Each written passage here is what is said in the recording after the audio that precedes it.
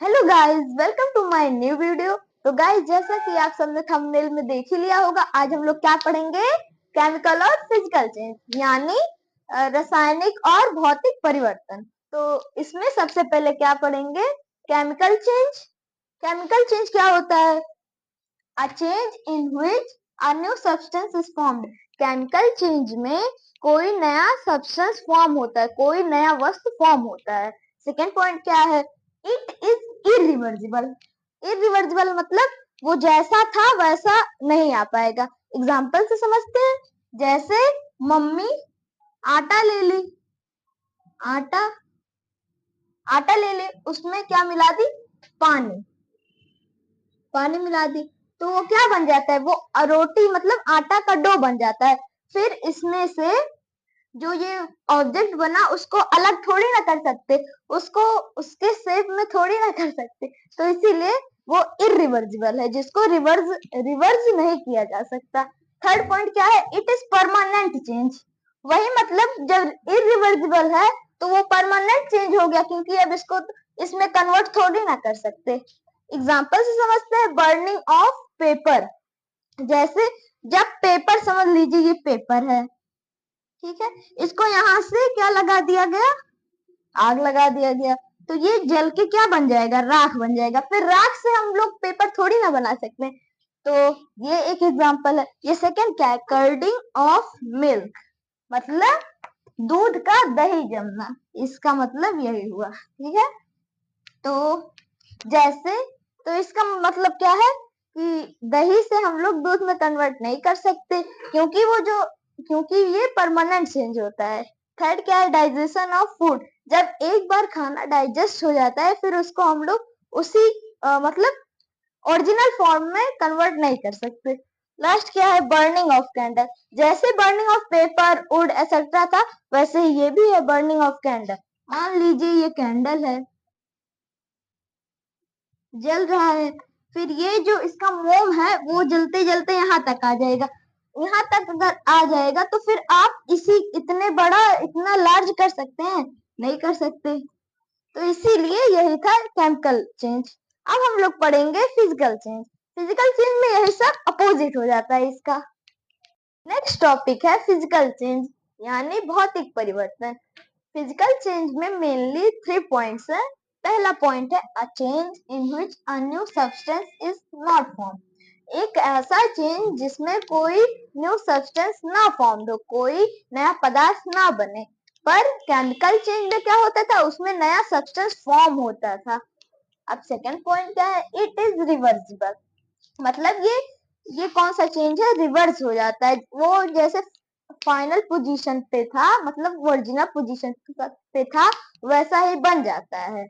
मतलब जैसे एग्जांपल समझते हैं। Melting of ice.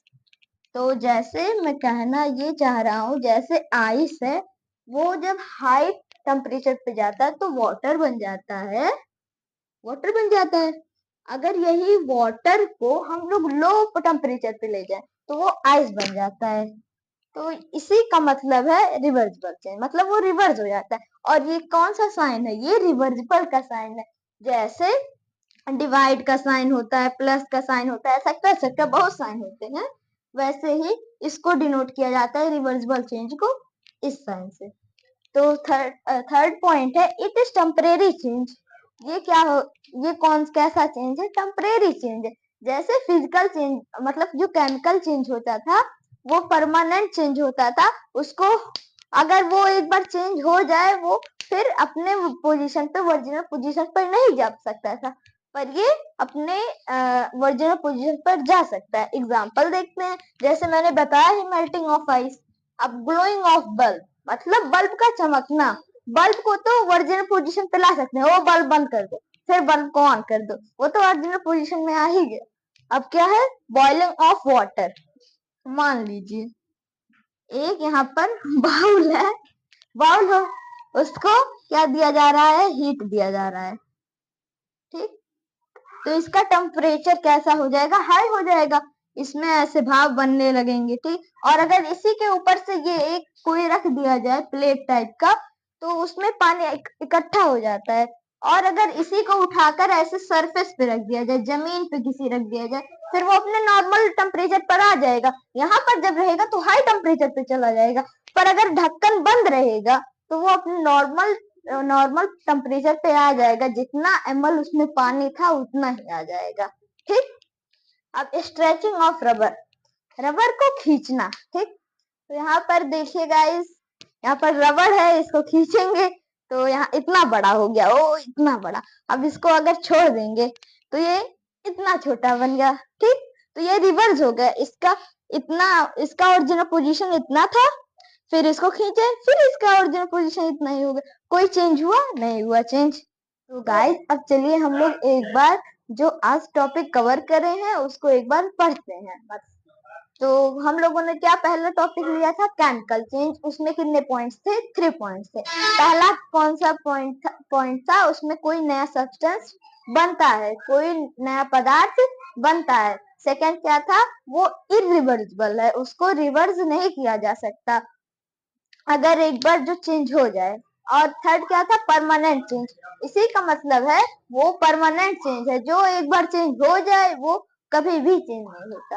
फिर एग्जांपल लिया था जैसे बर्निंग ऑफ वुड, अगर लकड़ी जल जाती है तो वो फिर अपने ओरिजिनल पोजीशन पे नहीं आ सकता। और ऐसे ही पेपर, बर्निंग ऑफ पेपर था, अगर पेपर को जला दे तो वो राख बन जाता है, पर हम लोग राख को पेपर में कन्वर्ट नहीं कर सकते। फिर हम लोगों ने क्या पढ़ा? Physical change. फिजिकल चेंज में कोई भी नया सब्सटेंस नहीं बनता है। और सेकंड क्या है?